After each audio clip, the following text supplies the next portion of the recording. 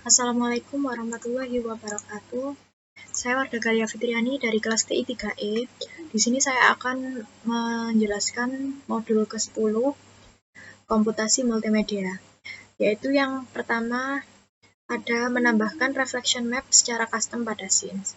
Di sini saya membuat project 3D baru dengan nama 10.1. Nah, yang pertama kita import dulu baterai prefab.unity package ke dalam project baru. Seperti yang sudah saya lakukan ini. Kemudian kita perhatikan pada inspektor expand komponen material karena map spekular material telah dapat menampilkan kesan reflektif seperti gambar berikut.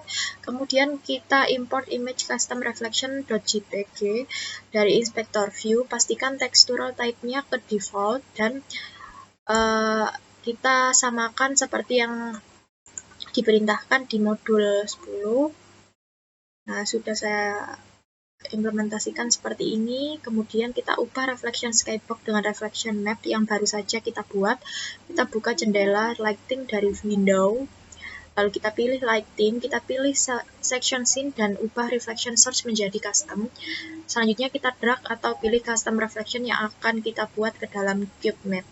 Seperti berikut ini yang kita rubah, yaitu ini. Sun source-nya none, lalu ini source-nya custom dan cube map-nya custom reflection. Kemudian kita perhatikan perbedaan lighting saat menggunakan skybox dan menggunakan reflection map yang baru kita buat. Nah, ini yang pertama dan ini yang kedua. Kita lanjut ke praktikum kedua, yaitu membuat laser pointer menggunakan projector dan line renderer. Di sini saya buat project name-nya 10.2, kemudian kita import basic scene Unity package ke dalam project baru. Nah, lalu kita import. Kemudian yang kedua kita import package efeknya. Di sini kita tidak mengimport semua, kita hanya mengimport folder projector saja. Nah, caranya kita klik none, kemudian kita klik projectornya saja. Kemudian dari view inspector kita cari shader projector light di dalam folder assets, standar assets effect, projector, shader. Kita duplicate file shader tersebut dan kita ubah namanya menjadi projector laser. Seperti ini. Lalu kita buka projector lasernya, kita ubah codingnya.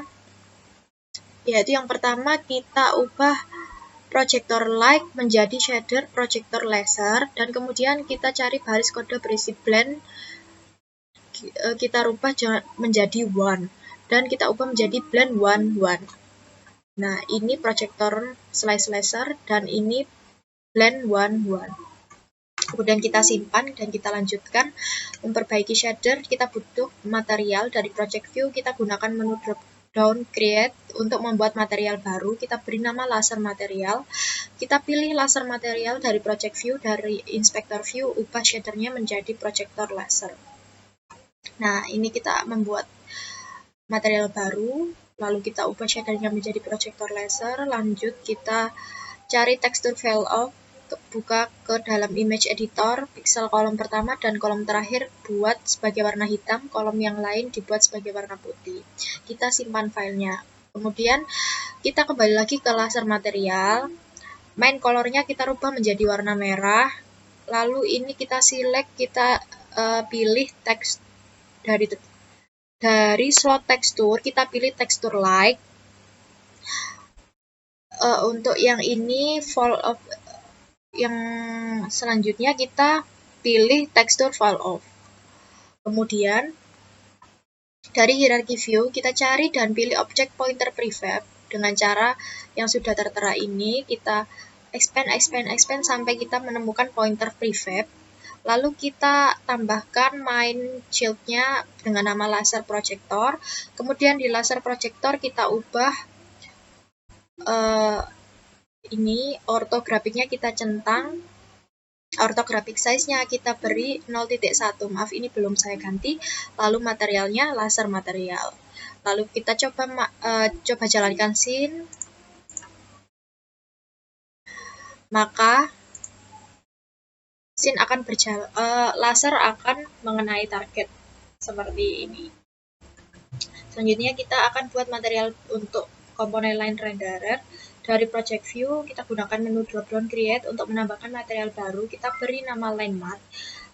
Lalu langsung saja ke step ketiga, kita import file image line texture. Kita set sebagian partikel tekstur dari line matte. Set partikel faktor menjadi 1.5 seperti ini. Kita gunakan menu dropdown dan create dari project view untuk menambahkan script yang dinamakan laser aim. Kita buka di script editornya, lalu kita tambahkan script sebagai berikut. Attach script yang baru dibuat ke objek laser projector, kemudian kita pilih game object laser projector dari inspector view pada komponen laser aim, isikan line matte. Pada slot line material, jalankan scene, tekan Ctrl untuk menembakkan target, dan memperhatikan perbedaan laser beam saat menembak dan saat tidak menembak. Nah, untuk pengaturannya seperti ini. Kita lanjutkan untuk mengubah ketebalan dari beam atau line. Dapat diubah dari line width pada komponen laser aim menjadi lebih kecil dari orthographic size dari komponen projector menjadi lebih kecil. Untuk praktikum ketiga yaitu lighting pada scene sederhana menggunakan light maps dan light props.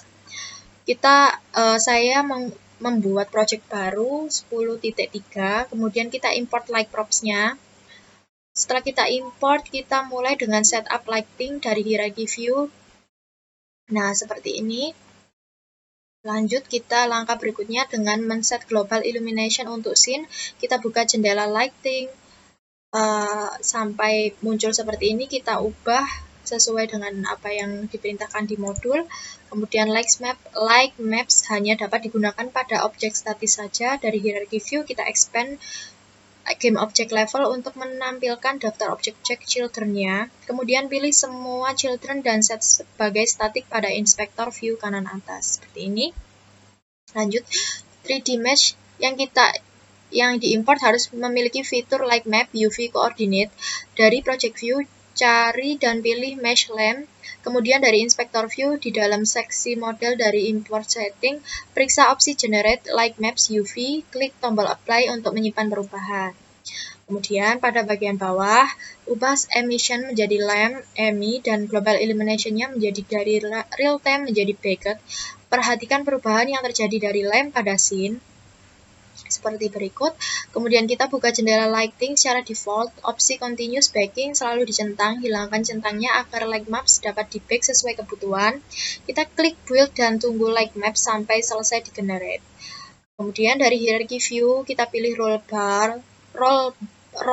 ball, kemudian dari inspector view, cari komponen mesh renderer pada light props, pastikan blend props sudah terpilih. Nah, untuk langkah selanjutnya ini langkah ke-9, ke-10 kita samakan seperti yang ada di modul. Langkah 11 ubah layout viewport menjadi 4 bagian dengan menggunakan menu Windows, layout 4 split. Nah, tampilannya akan seperti ini. Kita tempatkan light props yang sudah dibuat ke setiap sudut dari level top room dengan drag tiap propsnya. Kita pilih 4 props pada sisi kiri dari tunnel atau terowongan. Duplikat ke-4 prop tersebut dengan Ctrl+D. Lalu geser propsnya sedikit ke sebelah kanan dari prop asli, setidaknya hingga tidak terkena shadow dari wall atau dinding. Kita ulangi langkah di atas.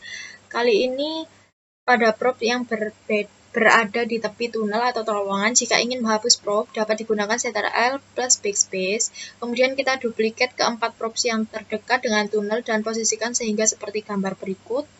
Kita gunakan tombol Add Props untuk menambah 3 prop lagi pada sekeliling dinding tengah. Berikutnya, tambahkan light props ke dalam shadow dari dinding L-shape. Karena roll bar dapat meloncat, tempatkan prop ditempatkan lebih tinggi daripada loncatan bola. Menempatkan banyak light props pada scene dapat memakan resource memory yang besar. Lakukan optimasi light props dengan menghapus prop di mana player tidak mungkin untuk melihatnya. Lanjut, kita pada bagian bawah dari jendela lighting, klik tombol build dan tunggu hingga baking light map selesai dilakukan. Tes scene-nya, roll bar akan dikenai cahaya sesuai dengan light props yang telah dibuat. Tetap tambahkan props sehingga seluruh level terisi props, dan seterusnya. Nah, ini sudah selesai untuk praktikum 3-nya. Demikian ya.